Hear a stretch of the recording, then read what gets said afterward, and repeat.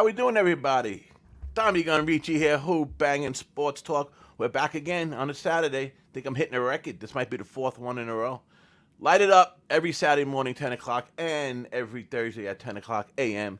Eastern Standard Time. Hope everybody's doing well. Nice day outside. We could see the sky and everything in New York, so it's a good day. Yesterday, too, all that smoke and all that craziness cleared up. Shout out to our friends out in California, man. You guys deal with that stuff all the time. It's pretty amazing. What was amazing to me was that it was so far away. It was coming from Quebec down to here. And then even was it yesterday or the day before they even canceled the game in Washington D.C. So anyway, thankfully it's all cleared up. It's a beautiful day, great day for baseball, and a better day for the Belmont Stakes. Right in the neighborhood. I could ride my bike there. I'd be 2 miles away. It should be a good day. When Belmont Stakes Day around here, everything is kind of festive. All the restaurants got specials and things going on. And my neighborhood has the OTB that's closest to the track, so that place is always crazy, especially going on towards this. So we're gonna go into some baseball, and we're going to get into some Belmont talk, some horses to look out for. And I couldn't do that if I didn't have my friend Big Ragoo with me today. Welcome in. How you doing, Dom? Hey, Dommy. Hey, Dommy, it's been a minute, my friend. Too long to be on camera, to not hang out with you guys and the guys back in the Who-Bangin labs. But it's good to be back, and looking forward to today. Yeah, that friggin' the damn fires is crazy. I had to put my parents on a plane yesterday down to Orlando. I said, you guys are flying into that shit. They were going to Toronto, but, most of that stuff had passed. And like you mentioned about the baseball game being canceled in Washington yesterday. But, yeah, it's been some crazy stuff. But, hey, it's a beautiful day outside today. Now, you said you could ride your bike to the Belmont track over in Elmont. I says, I bet if I come up there, we get in a little bike race. It'd probably take us a couple minutes to get there, though. Oh, hell yeah. I haven't rode 2 miles in a long time on a bike. That's for sure. Man. And I haven't been to the Stakes in a while. You know what happens when you live around there? I mean, I went to so many of them, and it's a great experience for somebody coming in. Place. But for the local, it's like such a nightmare, parking, all the headaches that go along with anything like that. I'm getting old. I don't even like going to the ball games when those made. Like, I don't go to those Yankee Met games no more, and I can't deal with the 40 minutes waiting online for a drink and all that. I just don't have the patience. It gets crazy. The big events, it gets nuts. It really does. But now Belmont, quickly on Belmont, before we get into baseball, it is a little bit less area there now. When they build people that don't know, on the Belmont Stakes grounds, there's tons of grounds still that they're still building on, but that's where they build the Islanders UBS Stadium. The Islanders' new home is on the grounds of Belmont. And what they did was they took out half of the back of the picnic area, and that was really the best part. The picnic area was great. It had the big screens back. They still have a picnic area, but it used to be huge. It was a big playground for the kids, and they had to wipe out some of that for the new arena. So, so it's a little bit less room there. So my point is it's going to be a little bit more crowded. But what happened about 2 weeks ago, our governor passed some kind of bill where it's in discussion. They're going to let, the state's going to let them do it if they could come up with the right numbers, is put a bunch of money into NYRA, rip down Belmont, the whole state, because it is an old, rickety state. It's beautiful. I love it, but it's old. Everything is old. The bathrooms, the benches, the seating, the stadium, it's old Belmont. They're going to rip it down and go start fresh and hook up. They're also building a hotel, and they're just trying to build all this, into one. Yeah, they're trying to modernize it a little bit. And hopefully they'll get one of those licenses for the casino. But because there's 3 licenses coming up finally in New York for full-service casinos in New York City area.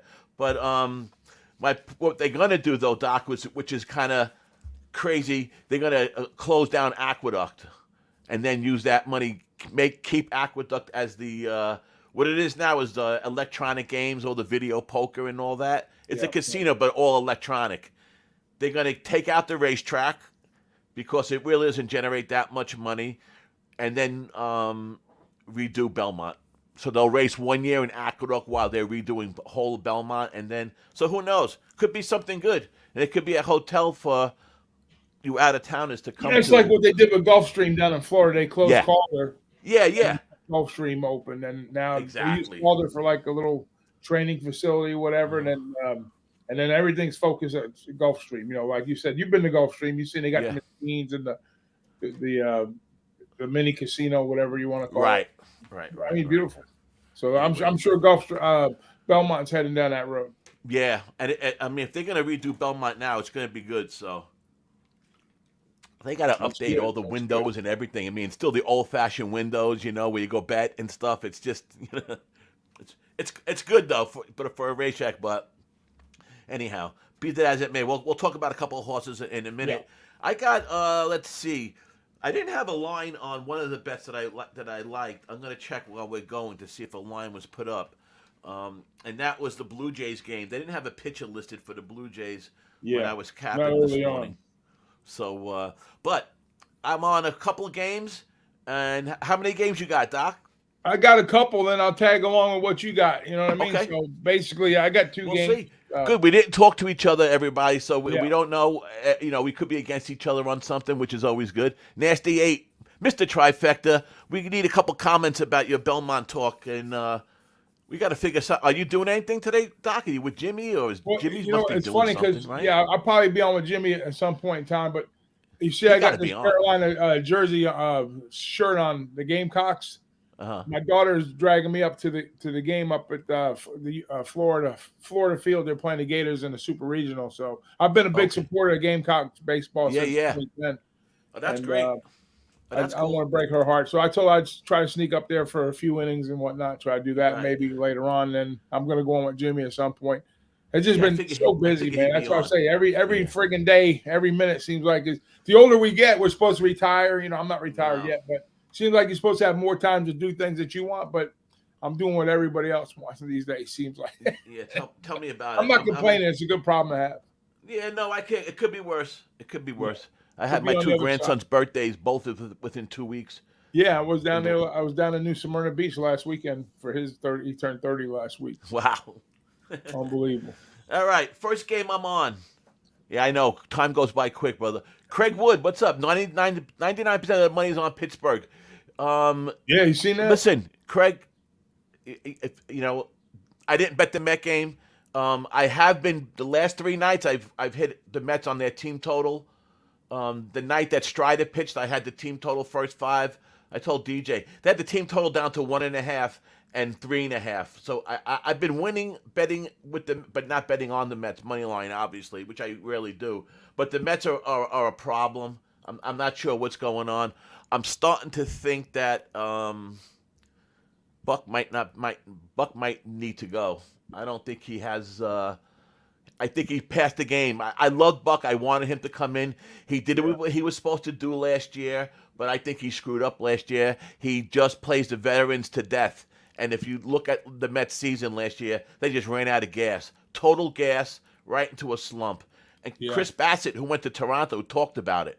He said he was hurt and he couldn't pitch no more. Those last 2 games, he said it was brutal for him to pitch. So anyhow, I think that's an issue with the Mets. But Sanger's been pitching on and off. He's been, he bounced. He had a bad game last game, but he bounces back pretty good. Yeah, I mean the Mets with the money. I'll tell you one thing: they're hitting the ball, which was crazy because they weren't hitting, and they were having, like Verlander had his last start, the start before that, he had let off a home run first batter Springer in Toronto, and then shut him down for the rest of the game. And then the Mets, of course, lost on a walk-off 2-run homer 3-1. But they weren't hitting, and the pitching was there. Now the pitching isn't there, and we're hitting the ball. Look at all these games we lost. We were ahead. We lost that game in Atlanta the other night. We were up. It was 5-3 in the 5th. It was 7-something. All of a sudden, I look back. I turned it off because I knew something weird was going to happen, and I turned it back. The freaking Atlanta beat them, scored 14 runs. It's like, what the hell happened? Right? So even our bullpen hasn't been doing good. Robinson, blah, blah, blah. But, Craig, I hear you. If I was going to take anything, I would take that Mets money line. I would take that Mets. I don't know what the team total is today, but if it's 4.5, I would take the over. But anyhow, I'm going to start with, so we're not here all day. Arizona's my first game that I'm on. Arizona Diamondbacks is a team I keep on following. It's a team I had yesterday. I like this team a lot. They could use a couple more pitches. We'll see how it goes after the trade deadline. But even their pitching isn't bad, but they need to shore up a couple spots because they got the bats. And I took Arizona today minus 130. Nelson against Boyd. Now listen, Boyd's a decent pitcher. He had a great outing last time against the White Sox. 1 run, 3 hits, 5 innings. But they pulled him after 83 pitches, and he was pitching great. And his starts before that, they keep pulling him in that 80 to 90 pitch range. And I'm not sure why they're not letting him stretch out a little bit. His home ERA, he has a 5.7 ERA. 22 innings, his last 22 and 2/3 innings, 17 strikeouts, which isn't bad, but he had 15 walks. That's not good. You can't have 17 strikeouts, 15 walks in 23 innings. His home ERA is 8.34 in that stretch. And I think Arizona gets to him again. Detroit versus righties, last 30 days. They're last in WRC plus, which I know our boy Jose loves that stat. Last in ISO, a 105 ISO. Last in American League. Maybe no, they're ranked 30th. And they're batting 199 versus righties. I mean, and Nelson, another one, who he has a 5.40 ERA, which isn't great, right? But if you look at his splits, at home, it's 6.62 with a 1.67 whip. On the road, 3.76, 1.22 whip. So his shitty overall numbers, if you look into it a little bit deeper, he's been pitching a lot better on the road. Diamondbacks, last 30 versus lefties. I like the last 30 days and the last 10 days. I like doing stats like that. I like the 2 weeks and yeah, once it gets to this time of year, now we're in June, Doc. We're going to be at All-Star break before we friggin' know it. I know. The hell what would happen in April and May, especially April. Who gives a shit what happened in April? Yeah, it's all different now anyhow. But anyhow, D-backs top 15 in OPS and ISO versus lefties. One more little point on the D-backs. They got this kid, this rookie. I guess he could be he has to be in the Rookie of the Year discussion, even though it's so early. Corbin Carroll. Yeah, doing very well. 45 runs scored, 13 home runs, 32 RBIs overall. Last 4 games, 10 hits, 4 home runs. Kid's raking, man, But I took a long-winded to say I took Arizona minus 130. I could give you a quick some ATS stats that go along with that bet. And it is interleague favorites on the road this year. Now, this was going into last night, so we got to add one because D-back won that game. 64% they're winning interleague favorites on the road. Now they're 59-33 going into today. Off a win, they're clipping at a 70-cent clip win rate. The favorites in interleague off a win, 36-15, 70% after last night.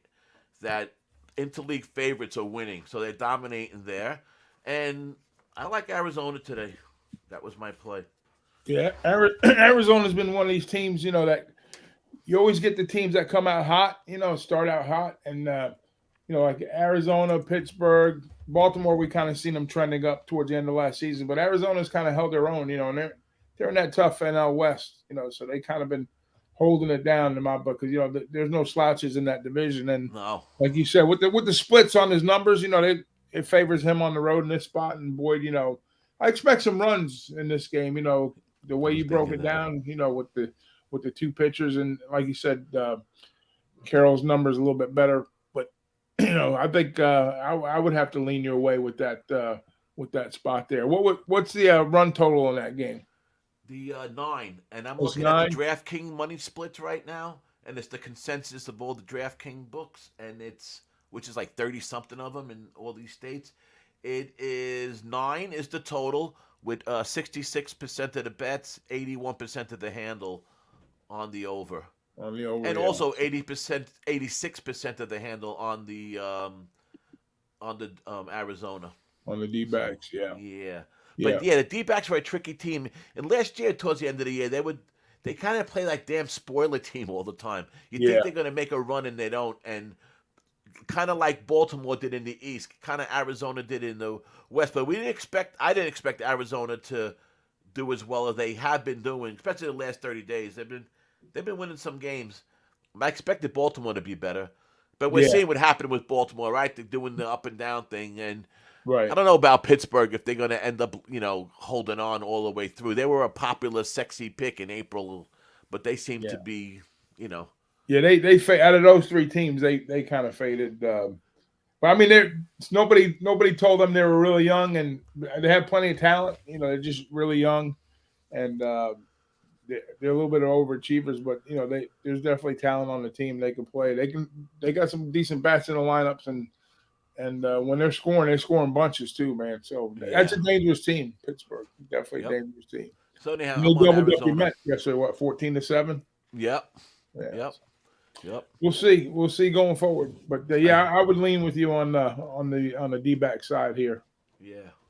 Um, Another interesting game today, and I went back and forth on this game. I was going to leave it alone, but then looking into it more and more, I took another shot, and this is a tricky one. Miami against the White Sox. I don't know what's happening with Sandy this year, but I still always think he's going to figure it out. I mean, if you look deep into his numbers, he don't have such bad numbers as far as, well, he has a 5.07 ERA, which is unheard of for Sandy, right? But a 1.22 WHIP, which isn't bad. And I noticed that a lot of guys use that FIP for the the field independent pitching for a stat that they could use for regression, or if they're going to be doing better or not, or improvement, stuff like that. And his was 3.65, which is something. When I read about FIP and how you should use it, I just decided to look and see where other pitches are in that category, in that 3.65 range. Out of the pitches, he's ranked around 27th with that, but he's in line with Stroman, McClanahan.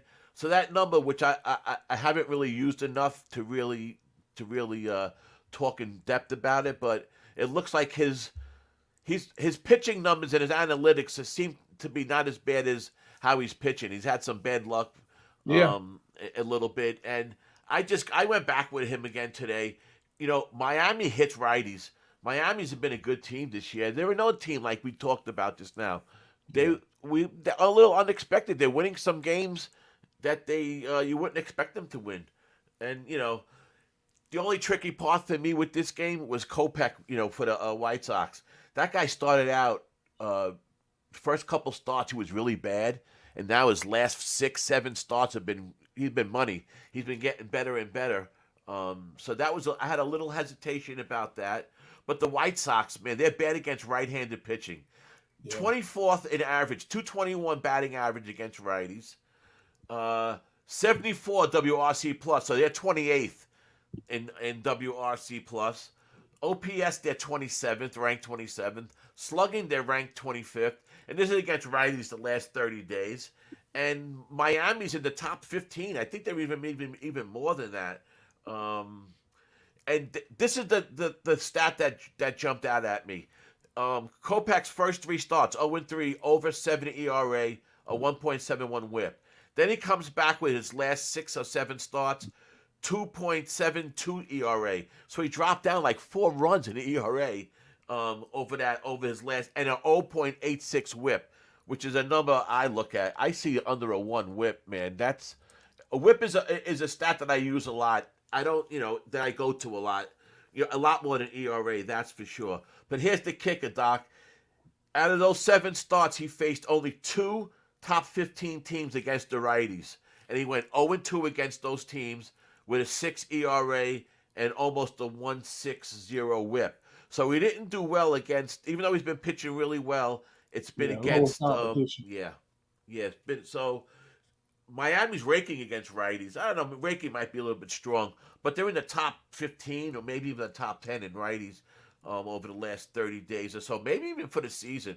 I got to look more into that. Yeah, but they've been hitting righties pretty solid all season. Yeah.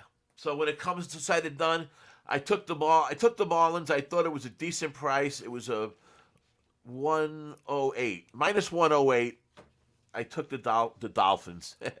The Dolphins, the fish. I took the other fish. Yeah, so I I took tell you, the White Sox have been one of those teams. We keep waiting for them to put things together, and they just keep every year, right? every year. I mean, first we kind of blamed it on LaRussa, like towards the end of his tenure there, and which that was a contributing Which was factor. valid. It was Yeah, valid, but yeah, still. So, but it's like if you look at a team like the Rangers, like Bochy came in there in his first year, man, he propped that team right up and got the clubhouse really going. Their run differentials outstanding. They just Yes. they just put it together. So, when the clubhouse is kind of like off kilter a little bit, and I think that's what it is, because it's not like they don't have talent. They got guys that they got veterans, they got youngsters. So they're big time underachievers. They're probably like, if not the worst underachiever team in the league, I think, for what they have to offer. So, like you said, we keep waiting for them to put it together, and they just keep disappointing. So, I don't know what their answer is. I don't know if they get rid of It GM. seemed to be like that the last few years. And at the Yeah. beginning of the year, everybody likes the White Sox. It's like the Always, sexy yeah. pick. And it's like the Brewers. I feel like I say this every week. So the White Sox and the Brewers for me are just the teams that when they get the good press, they're off it. Yeah. Craig, I like to see that you're on both those picks also, Miami and Arizona. That's a good feeling. Yeah, I like company. You gotta to beat, not to beat the game long term, but like somebody asked me, like, if I had to pick a team, I think it was about a month ago, to kind of run with, to kind of get in and out with all season long, who would that be? I always say, look at these teams that are kind of like mediocre teams, like 500 ball clubs, because you're always going to pay top prices with the Dodgers and the Yankees and Right. teams like that. And then and if you bet against, if you bet with the bottom feeders, like the A's, the bottom feeder teams of the league, you're going to lose a lot more than you win. Obviously, I know Jose, like, anytime he had like a plus 300, it was like an automatic play for him. And I don't know how he fared out long term, but I know he probably didn't get destroyed doing that. But still, you're going to expect a few L's along the way. So I like to look at teams like right in the middle, like you said, like, let's say like the Marlins or the D-backs, not so much now because they're more like toward the top, but they'll start to you can get some respect with them because they play in such tough competition. But the Orioles, the Mariners, those type teams are the teams I like to kind of get behind a lot. More so, I'd rather take a little plus money and lay some short money. But some of that value kind of went away with Baltimore early in the season, because now you started seeing them, laying like 150, 160, 170s, but and then even more so on the run lines because they still are the most profitable run line team in Major League. And you got to hold your nose if you're going to play the run line because, you'll be laying some heavy juice with the run line on average, but then you're going to get some plus money situations too. So you just have to have the bankroll to do it, and then you have to have the discipline to stay with it. Right. I mean, according to the money splits, they're against me with this game on DraftKings. Anyhow, they favor the White Sox by a lot, but stuff like that doesn't get me off of. I mean, I think a lot of people are looking at Kopech and looking at what he's done, and looking at Sandy and what he's done, and just going that way. Yeah. And listen, it could very well be, but looking deeper into it, hopefully I found a little. We see it happen all the time down with pitchers. They start off a little rough, like you said, with Kopech. His numbers been getting better this way. Sandy, Sandy's numbers, they're not Sandy's numbers are last year, but unless he's got some type of injury or he's just off point, there's always 3 seasons for me in baseball. You got the first half up until the break, and then we'll see what teams start meeting the trade deadlines and putting things together to try to make a run if they think they're going to do it. Then you have teams that'll sell the farm to kind of reorganize. But I think the Marlins with Sandy situation, I don't think there's anything seriously to worry about him. He's just maybe he's not as he's catching some bad breaks like you said, but he's ultra talented. So and he was he was due. A lot of times these veterans they start out a little slower. Yeah, and I still contend that the veteran pitchers are having a hard time, and only now maybe coming out of it. They had a hard time with these new rule changes. That's true. You've been pitching a certain way your whole life. Right. These guys, like the younger pitchers, they pitched with those clocks in the minors. Yeah. But you guys like Verlander, Scherzer, Sandy, you can go down the list. A lot of them had, Bassett even when his first couple starts up in Toronto. it was tough to adjust. Yeah. A lot of adjustment. They never pitched that way. So I think we had to give it five, It's six, a great seven point. starts anyhow. So we'll see what happens. I'm just not ready to put Sandy out to pasture. Not No, yet. no way. Not yet. I'm not. I don't think it's his age and the whole thing. Even though he has a lot of innings under that arm, man, it's amazing. But so those are the two games I'm on. The other game I got two more games. You want to go over any games you're on? I can give you the one, yeah, one of the two I'm on. I'm looking at this Padres and Rockies spot here. Oh, good. I'm This not is on that. Go ahead. the I was following like a little trend on the Padres early on too. I've noticed like they haven't went in there and really had any 3-game win streaks. They did early on. I think they opened up. I think they opened up against the Rockies, and I think they split that series early on with the I'll be right Rockies. And back. then I think on the back end of that series, I think they won like 2 games, Someone and then knocking on the they door. won the next game in the first series.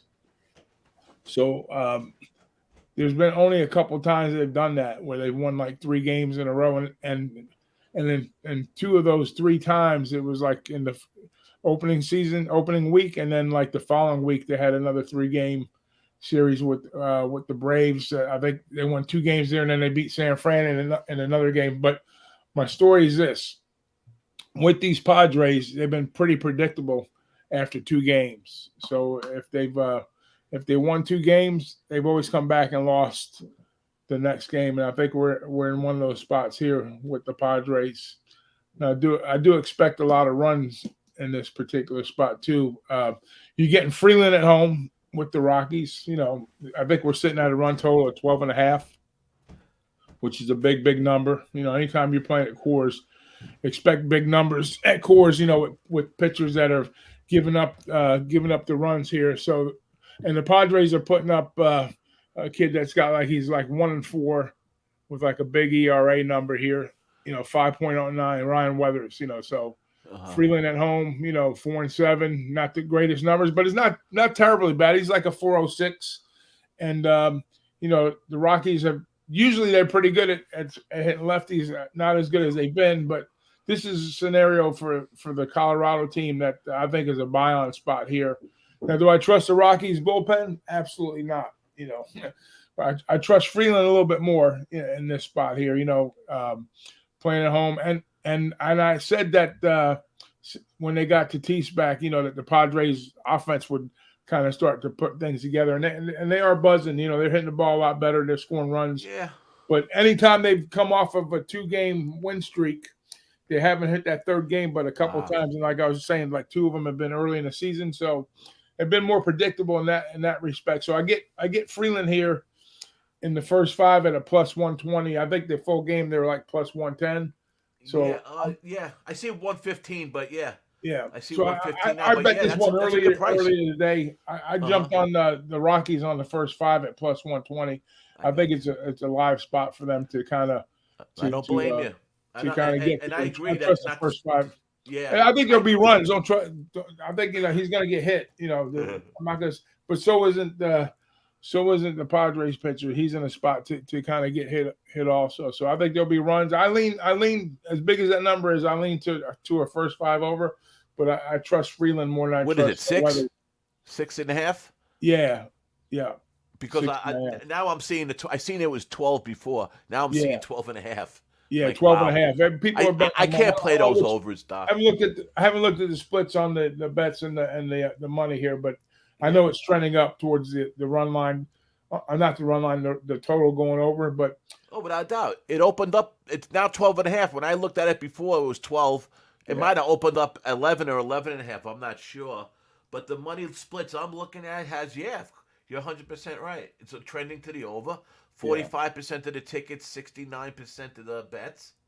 And as far as they don't have the first. That's what I don't like about this. They don't have the first 5 money splits. But as far as the full game, it's kind of it favors San Diego. San Diego, they got 59%. You see, it's kind of weird the way they have it. It's almost even in a way between the ticket count and and the So cash. the big Actually, it question favors is, the Rockies. Actually, it favors the Rockies. yeah, Um, I think it would favor Freeland at home, but like I said, for the the full game, Padres yeah. lineup is hitting pretty decent. But I was I looking just at think the next it's a game. good spot for Freeland here, against 27% of the tickets, 41% of the cash. And on the San Diego, Rockies. it's 73% of the tickets, but 59% of the cash. So there you go. A little. And listen, the Padres to me are a tricky team. They're a weird team. I look at them and the Mets similar. I Yeah, I call like the Mets the Padres of the East and vice versa. They both have the talent. They got the arms. They got the offense, and they just are underachieving. yeah. And the Padres seem to be doing better at that the last few weeks than the Mets. That's for sure. But who isn't? But I agree, man. The Padres are a tough team to trust all the time. Yeah, I they know we are. talk in our chat with it all the time, and I know our boy Guillermo Zatucci loves the Padres, and they're a good team. They got the like again. They just so far, but listen, guys, we talk and talk and talk. Is a long way, man, a long way off. We got still like almost a little bit less than 100 games left. I mean, we got a lot of baseball to be played, and trust me, whatever's going on right now could be a lot different in a couple weeks from now.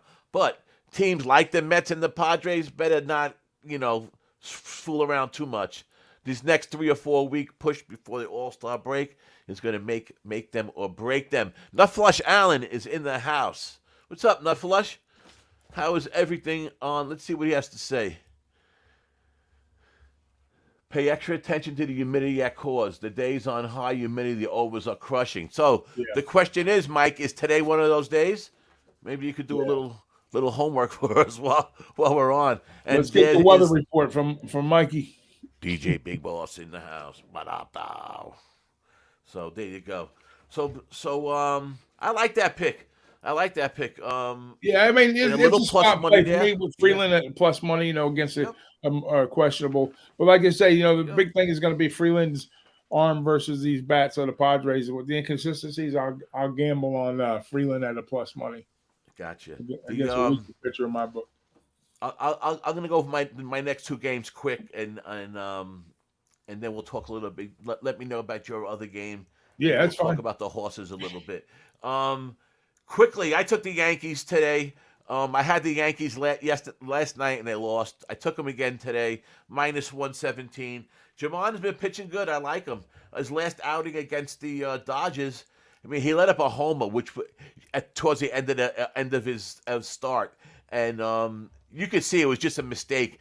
You could see his face when he let go of the ball. It was just like a mistake pitch. He let it hang, and I think it was Martinez ripped it. But that game, he had 6 2/3 innings, six strikeouts versus the Dodgers. He's been pitching well. He's been pitching well since he's came back. How isn't a great pitcher. Boston's pen is not good. Um, let's see. How had 4 earned runs his last two starts each. He had 4 earned. He gave up 4 earned against the D-backs. He gave up 4 earned against against the Rays the last two times he pitched. He's at home. One was home. One was on the road. His splits really aren't too much different. They're a little better on the road than at home, if you want to get technical. But simply, I just went with the Yankees minus 117 to bounce back after losing that game yesterday. And the Yankees were off that doubleheader the day before. Might not, Yeah. might looking back at it, you know, um, might not have been the best pick, but that's what I took. I took the Yankees minus 117. You're not worried about Judge not being in there because to me Uh, that that's a big thing, and they need to figure it out. And yeah. I'll tell you, today's a big day. Yeah, I'm worried about that, and I think that's why the line is only minus 117.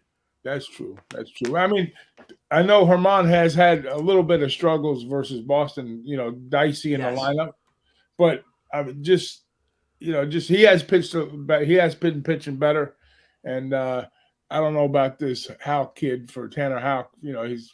His numbers are nothing to write home about, but just it should be a Yankee spot, you would think here, But Boston, Boston's one of those teams that could jump up and if they could swing they got some free swinging bats. But Herman, Yeah. I agree with you. You know, I think it's a buy on price here, even with Judge, missing out of the lineup. So we'll see. That's huge. And you wouldn't think a team like the Yankees that would be such a big, because they got their other players back. Judge got hurt. Stanton Yeah, came back. I right. think Donaldson, but Stanton always starts out slow when he comes back. Yeah. You got to look at that guy's numbers, man. He just is one of those. How you doing, Don Player? Welcome in, man. Good to see you. Don's always on. Craig says that it's very humid in Denver, so It keep that is in human. mind. You know, in Yeah. this Yankee game, Doc, a lot of the money is going to the over 9. Yeah, that makes Yeah, sense. which That makes makes sense. sense. And it's a great day, man. It's a great day for baseball. It's nice out. There's no wind to be involved. Are the Yankees getting any money? The money splits are pretty even. The ticket count and money splits are real close. They're in the 60s both ways for the Yankees, and in the 30s both ways for the Red Sox. So that's what I went. I went with the Yankees. My last game that I went with, a controversial game. I think this might be the first time I went against the Tampa Bay Rays, but I went against them today. I was looking for this spot to go against Bradley, really based off of something I heard and then I dived into, and it's kind of like almost a hunch bet. Evaldi's been pitching has been having a great year. Yeah, unbelievable. Let's face it, he's had a great year. The Rangers have been having a great year. The Tampa Bay has been having a great year. These teams are good. Tampa Bay and Texas and the Reds. There's 3 teams with team totals 2.5. If their team total is 2.5, they have gone over that 2.5 in the first 5 at home.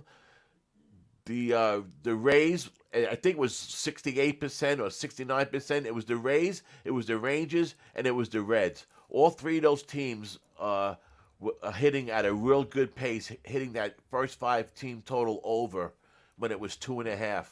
And that's a bet I make it a lot lately. And for some reason I haven't used the books in the past that really had the first 5 team totals. And this year the 2 books that I used the most, Bet Online and Bet US, have those first half team totals. And I've been doing well with them. But I just figured I'd throw that out as something to look at in the future. But it wasn't my bet today. I took Texas minus... The hell was Texas? Minus 103. I thought the line, was a little bit suspect. But I'm really going against Bradley in this spot. And let's take Evaldi, for instance. 6-0, 52 innings, 2 complete games, 0.68 ERA, 0.68 WHIP.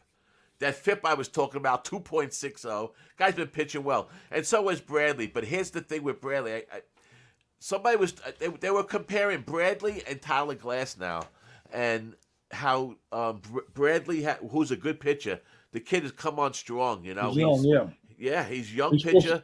He should have got the good numbers last year, but they were kind of waiting for him to develop. Yeah, they were waiting for Strider to come, because then they had Strider last year. He came out that other year was hurt, and then last year was his first, full year. So, but Bradley, 3.60 ERA, 35 innings, 48 Ks. Beautiful. He beat the Red Sox his last time out. But here's the thing. He mirrors Tyler Glasnow, which is a smart thing to do, because I think Glasnow is one of a pitcher. I think he's underrated, really. I think he's a lot better than a lot of people give him credit for.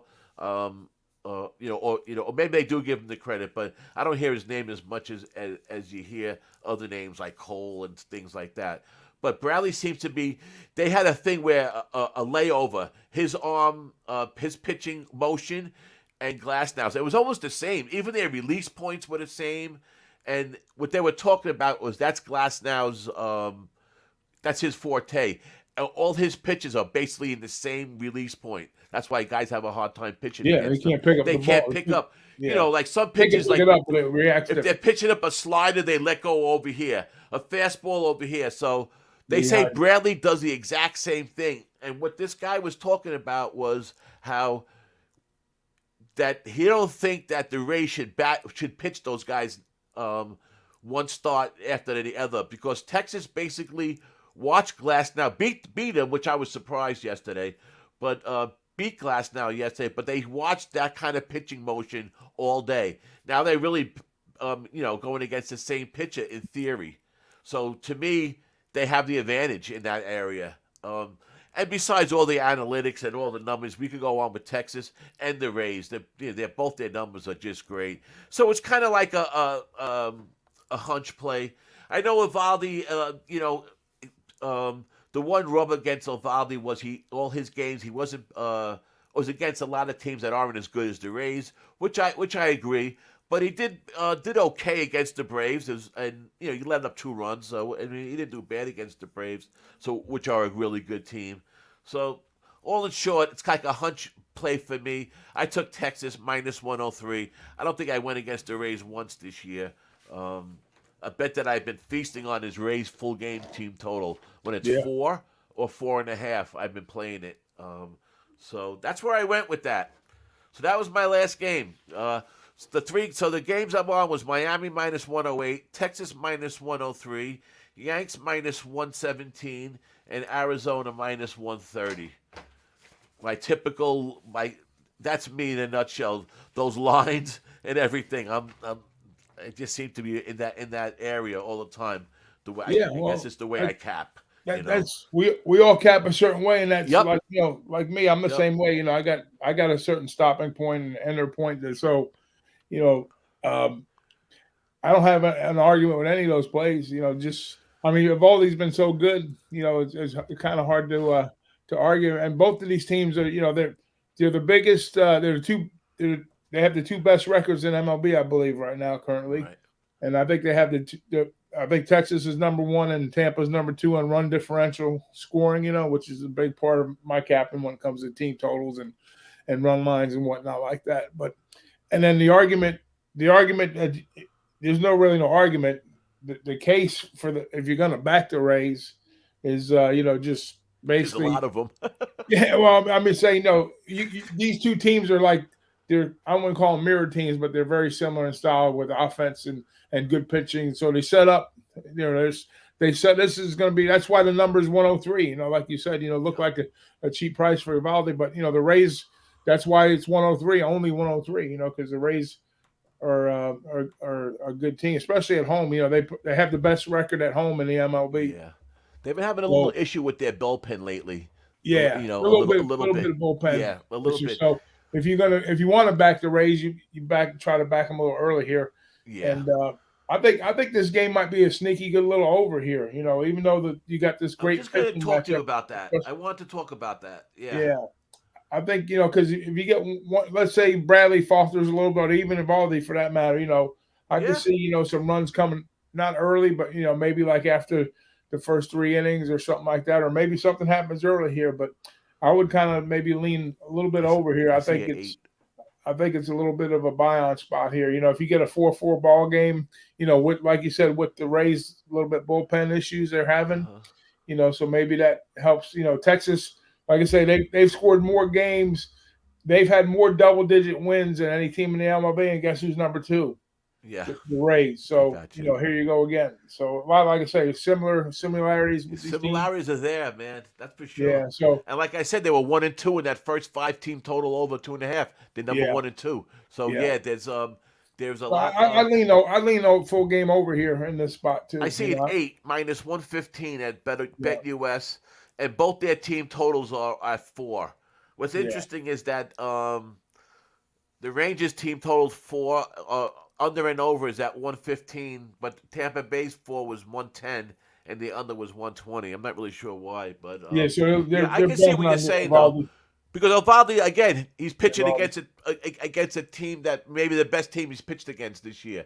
I mean, I guess he pitched against the Braves, so. And this is Bob's first time out against. I mean, Bradley.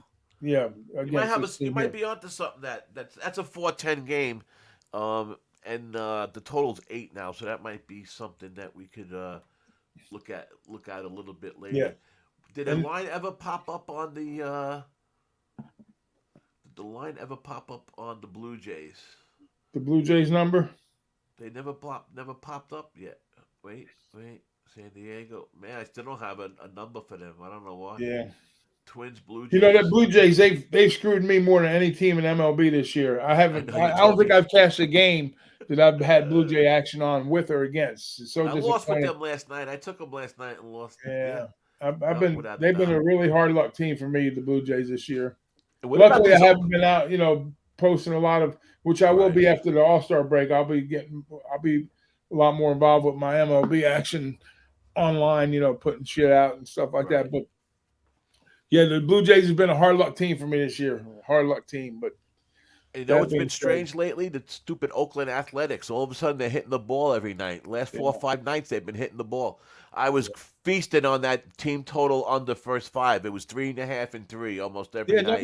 nothing's forever in the league, man. And that stretch, yeah, that stretch for a It's a while, streaky I hit a game, man. bunch in a row. Baseball's Yep, streaky, now, yep. like Then all of a like sudden, boom, they started winning some games, and they've been hitting the ball. Even if they lost, they hit 5 runs, and yeah, well, you strange. gotta realize something when you catch these streaks with these ball clubs, you know, like the medium streaks. I say medium, I say like the average.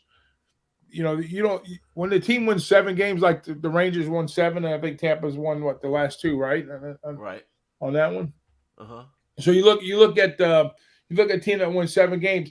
You don't want to jump on a team that's won 7 games. You want to catch them when they're like 3 games in, 4 games in. Then you ride them for Right. 3, 4, 5, games. If you catch like 2, if you go 2-1 every time in a streak, that's money.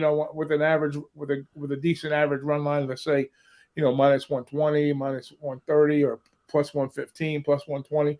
You make money that way. But when you catch like the end of the rocket, and then you're gonna get burnt. You know what I mean? So that's why I'm big in the streaks, but I don't like you said the A's. You probably still get some plus money opportunities with them. Let's say they catch fire and they win 4 or 5 games, and you pick them up after the second games.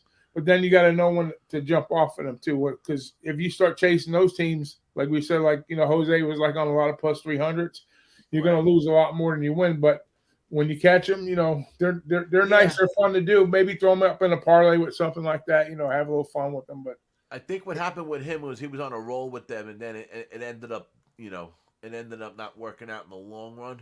But yeah, you got to pick and choose. You can't just, he yeah, was just doing it you for can't. fun. I don't think he was doing it for a lot of money or anything like that. No, I But know that. he would just hit every one and see what happened. And Yeah, when you hit a couple of those in a row, why not? Because you're up, you hit 3 of them, and you're up, 8, 9 units. yeah, So, that's so right. no, no, Don, I don't really like any on this today. Yeah, I tell you, the weather's starting to change. I A like lot it of these under. others that were hitting today, I mean, that were hitting are gonna, the weather's changing, and who knows, man? I think a I lot of got a openers are number gonna for start it. hitting. But Doc might have one, and you still It's got a the bit of a last play, game. right? It's the Go last ahead. game on the board for me. Oh, It's there you the go, Don.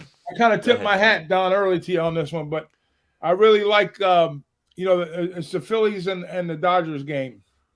So basically, Nola's action here. I've been reading a lot up on Nola. Nola's his stuff is getting a little bit better here. I know that they're going to be playing. They're going to be playing the Dodgers. Dodgers got this kid Bobby Miller is like 2-0 with a 1.06 ERA, and you know you get some decent outings here. Nola's stuff is getting a little bit better. I Yeah, know Philadelphia has come back and won 2 games yeah, back to back in walk off fashion. Schwarber hit the home run in the ninth last night against them. So, uh, and I know Nola's numbers hadn't been spectacular to start the season off, but he's getting a lot better. He's got better command of his stuff. His velocity's up a little bit, and first time out, I think he's 2-0 versus these Dodgers in his career, like an 8 starts with a low ERA. So this is a spot I like the Dodgers. I mean, I like the under. Maybe lean a first 5 under, but I think I don't trust Philly's bullpen a whole lot. right. I'd rather get involved in the first 5 here, and that's basically what I capped. So I like the first 5 under here. I think we can get maybe a 4, 4.5. Usually when I'm on a 7, 7.5, I'm on a under like as an auto play. I think this game has that feel, but doesn't show the numbers as far as the line goes with the total, but it has the feel of it like a 7.5 to me. So I really like this game a lot. The first 5 under on the Phillies and the Dodger spot here. Let's see Yeah, I what like that look. let me see what the best number I can get as far as the juice goes. Yeah, and I agree. And Nola again, like I talked about the veterans. He's another guy Yeah, who four and a he half at minus 115. right 4.5. That's for DraftKings. Noel's another guy that, as the year goes on, he's gonna be, getting a little better. I mean, he had to have a hard time too, like I said, with the pitch, with the rules and the pitch clock and all that stuff. I mean, it could have affected him too. I think it Yeah. affected all these pitchers at the beginning, and I mean, but that excuse is gonna wear out, over the next one or two starts. But yeah, I liked how Nolan's getting better and better, and and Philly seems to be playing better also, so that's good to see. Yeah. Maybe it'll fucking push the Mets a little bit, wake them up. Yeah. Something got to wake them up. Hopefully, they can get a win today. But like I said, I ain't touching that game. But there you go. So, what are the two games you're on, Doc? Okay, so I'm on the Philly. I'm on the Philly Dodgers under first 5, 4.5 Right. runs at minus 115, and I'm on the Rockies first 5 plus 120. And then also I'm gonna, you know what, I'm gonna be on that I'm gonna get on that Tampa Bay and Rangers game over full game 8. So those are 3 plays I got. That's great. Over Tampa Bay Yeah. Rangers I 8, think I'm gonna add that one under myself. first 5 Phillies 4.5, and Colorado Rockies plus 120 first 5. Right. All right, that's great, man. That sounds like we have a couple good ones going in.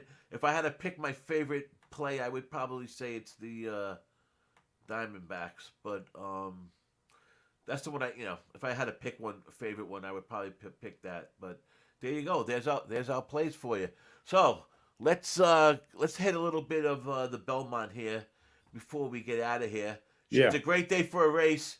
I know they were worried about it with the smoke and this and that, and yep, it cleared up, and it's a great day for a race. So, what's your thoughts on this Belmont Stakes? You're the more efficient handicap when it I comes put some to stuff in the chat earlier. I wrote a Yes. book, and I guess Nasty Nate says he went to public school. He couldn't read all that stuff. So I told him, I says don't fucking worry about it. Just go bet the 167 if you can't read it.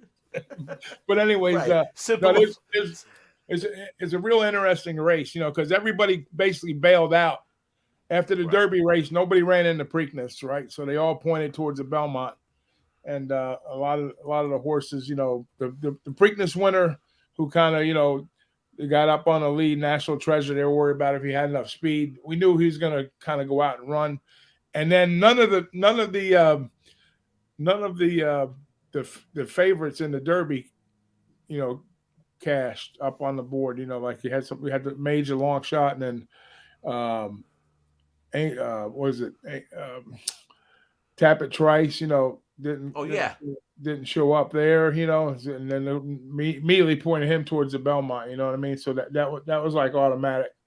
So basically, all the big Derby favorite horses, the top favorites in the Derby, they didn't cash a nickel. So basically, now that we come back to those horses in this spot, to kind of say, hey, they're rested, they want to run, they want the distance type of thing. A mile and a half is the only race. This is the longest race they'll ever run in their career. Most of these horses, a mile and a half, they'll never touch that distance again. So right. You want to look at the breeding, and famously, the Tappet horses, the Tappet sired horses, have won like 4 out of the last 9 in Belmont. So, and if you look at the breeding on a lot of these horses, 6 out of the 8 horses in this race have Tappet bloodlines. 4 of them on the dam side, the mother side, have it, and then two sires have it. I think the 1 and the 2 have it. A Tappet Trice and the horse that's being ridden by Jose Ortiz, who's the leading jockey at Naira right now, Tappet Shoes. So 20 to 1. Is that an opening line? 20 to 1. 20 to 1 was the opening line. Yeah, I put some stuff on the openers. So, and then Pletcher's got 2 horses, right? Which he's got Forte. Now, let's talk about Forte for a minute. We know Forte got scratched in the Derby, late scratch with a bruise. So, and he should be the odds-on favorite here. But the question mark for him is, a little bit of a longer layoff, which, usually that's Pletcher's horse. It's usually not an issue for Todd, but, being that he didn't run the Derby and he's stepping up in a lot tougher race here, is it going to be, is it early? Is it too soon for him to make the comeback, all coming off the injury? I don't know. It was questionable at the time at the Derby, supposedly. So maybe it's not that big of a deal, but I mean, the horse has done nothing wrong his whole career. I mean, it's been spectacular. So you'd be a fool to leave him out of any exotics. But and then Todd's other horse, let's see who that is.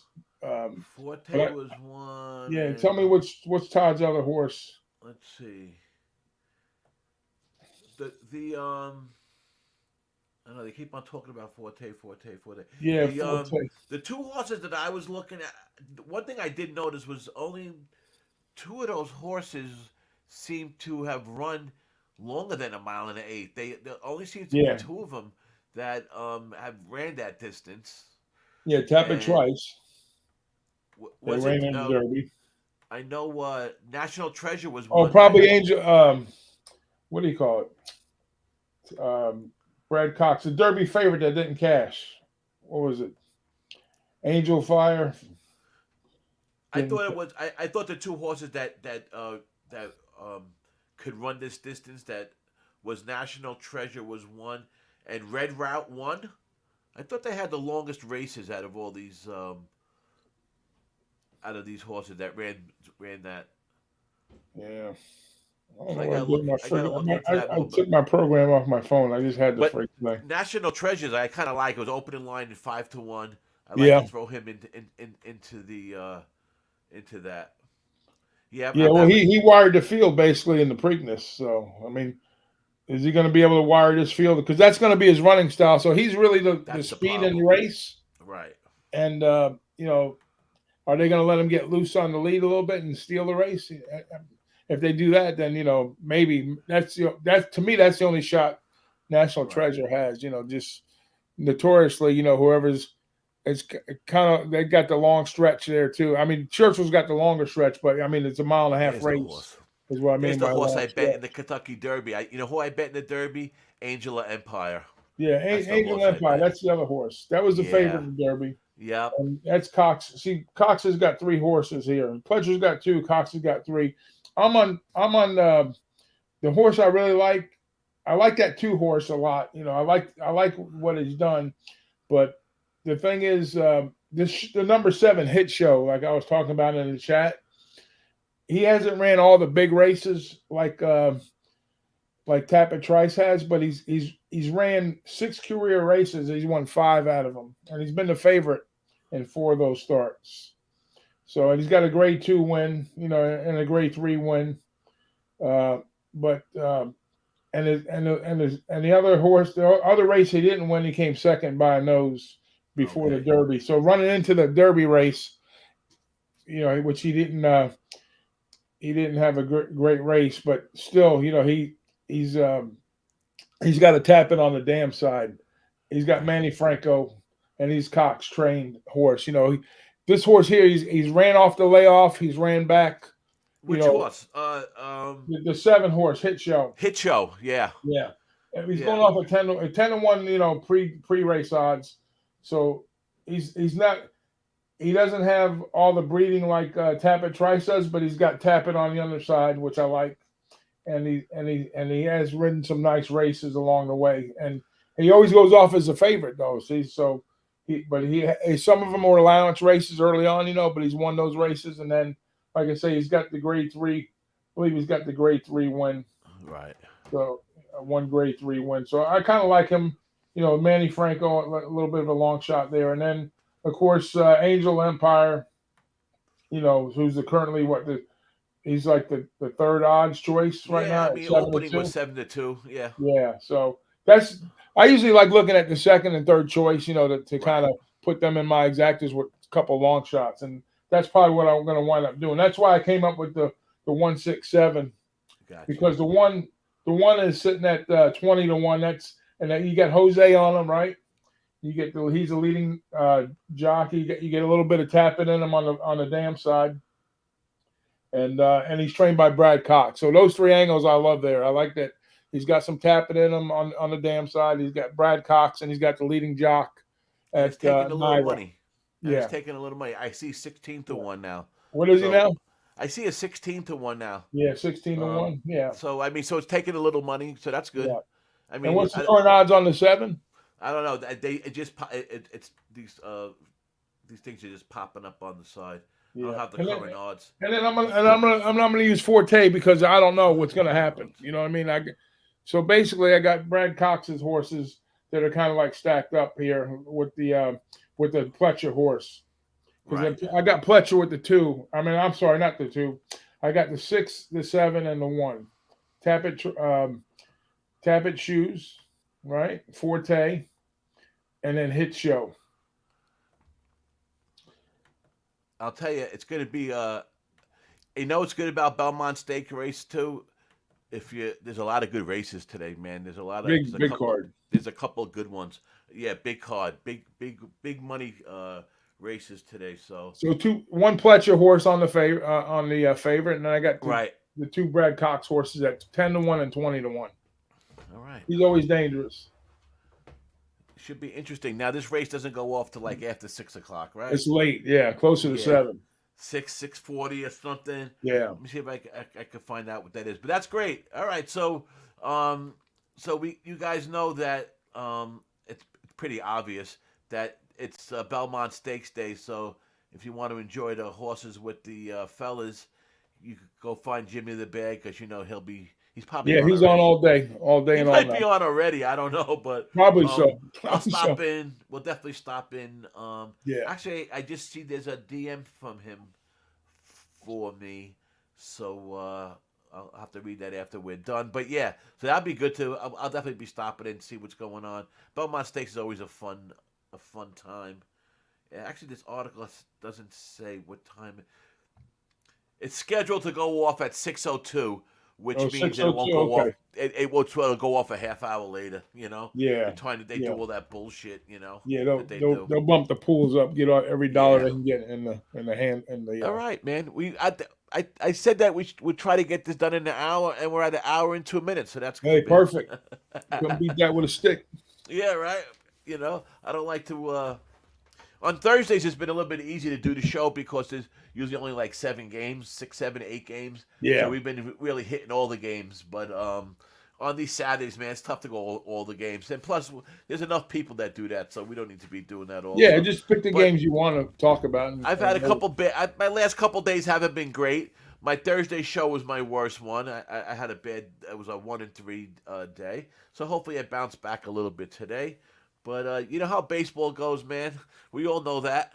It's the up and down. It's the roller coaster. It is. What I talked about the other night when we did our betting workshop with DJ is that's where I think I improved over the last couple of years. Is my swings ain't so big. I've evened out more. My losing streaks ain't so bad. Yeah.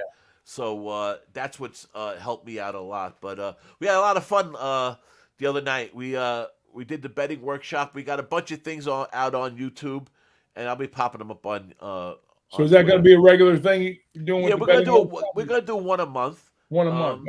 But like what DJ did was he cut it up too, so we got little 10-minute segments. Yeah. We had like 5 segments, so he cut it up so we could put that stuff out. But the next one in a month and I was going to talk to you about that anyhow. So we're going to do one, and it's going to be. A couple more general things that I didn't hit on. Like the first one was just general stuff, just to get it going. But next one, I really want to dive into baseball handicapping, to help out the whole idea about this and my whole approach and what I'm saying to people on these workshops is really geared towards the new guys out there, the guys that don't know, how to even get going. And so that's really what the basis is. So what I want to do is talk about Major League Baseball, before the All-Star break. We'll do it like a couple days after the 4th of July or that week. We'll figure it out. But I want to talk about baseball and exactly what kind of things you look at when you're capping a baseball game. What can we tell people about, what the tips and the traps, things like that. So that'll be the next one.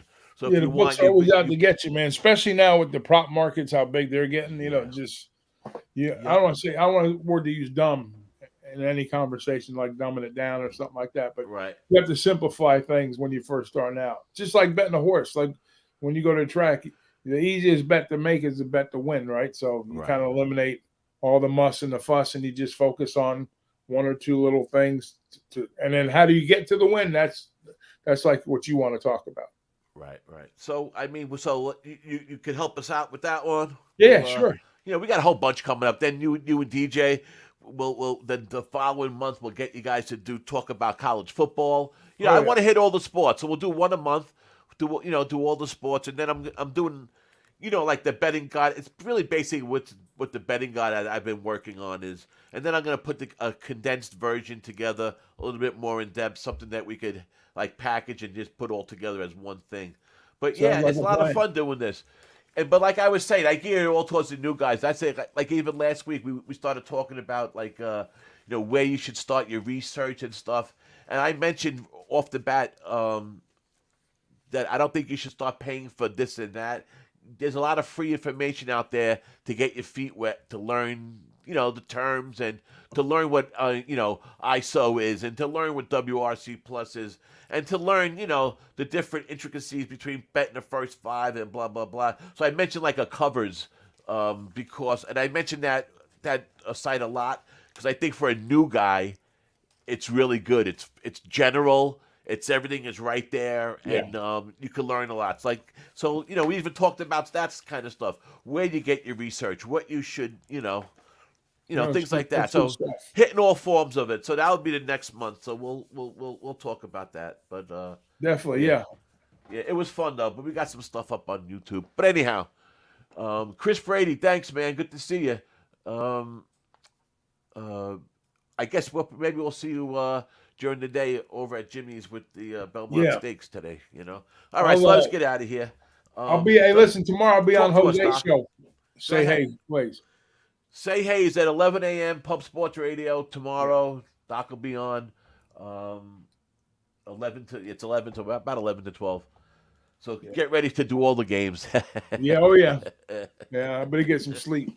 But anyways, hey, have fun at the races. If you're gonna get on the show later on with Jimmy or whatever. But appreciate everybody stopping in as usual. We always have a blast doing this, and I don't do it enough, but I'm gonna try to do it more. How's that? Yep, that's there's always an open door for you. Whenever we know how life goes, man. We all go through those things. I go through spurts too, where for a couple of weeks you can't do nothing. And let me just give you before I go out. Let me give you a quick. Like I've been doing on every show, a little housekeeping, some stats to keep in mind with ATS. Home favorites off a win. If they're getting 5% steam the next day, they're 105-48. They're hitting at a 70% clip, 11% ROI. That's big. It's a home favorite off a win with 5 cent steam. The next one is interleague favorites. Road favorites, 64%, 59-33. I mentioned it before. Interleague road favorites off a win are even winning more at a 70% clip. ALA East still dominating against all against the rest of the league. 137-79, not factoring in last night's games. 137-79, 63%. The AL East against everybody else in the AL. Pretty amazing. The AL East versus the AL Central. 49-21, 70% win clip. And the last one I got for you is the AL Central versus the AL Central. The under is hitting 62% of the time. So there you go. Those numbers can help. Man. That's good. I check off boxes. Right. I check off boxes. So for me, those system things are just more boxes for me to check off. Obviously, you can't.